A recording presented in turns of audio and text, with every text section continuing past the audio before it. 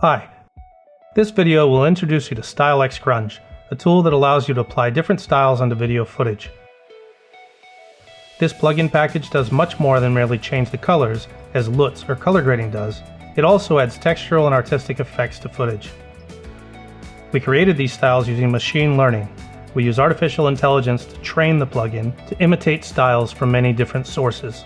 The three plugins here let you apply styles in different ways. The basic StyleX plugin is the simplest. Go to the Effects panel and look under C2 StyleX. Just add it to a clip, then open the StyleX browser. StyleX Grunge contains 50 pre-trained styles, which can be easily previewed and applied to footage with only a few clicks. Select a style, then close the browser. These styles often look their best when using partial opacity or different blend modes. You can change the default parameters quickly to experiment. The post-style adjustments are standard HSV color controls that are applied after the style.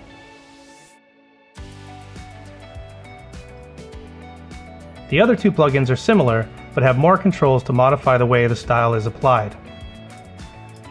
Let's add the Apply StyleX effect to a clip. First, I'll choose a style, then go over the additional controls. With this effect, we can color the clip before the style is applied. This can be useful if you want to make the style apply with more contrast, or you want to pull down highlights to avoid clipping before applying the style. Many times you can leave this at the default. We can also blur the style separately from the background. Combined with a partial opacity, this can create a dreamlike glow look. As with the basic plugin, we have blend modes and post-style HSV adjustment.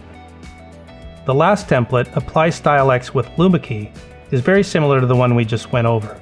I'll apply it on a clip and choose the style, then adjust the controls. The added feature here is that you can choose to limit the style so that it only applies to the highlights or shadows of the clip. The Luma cutoff and Luma softness controls adjust the cutoff range between the light and dark parts of the image.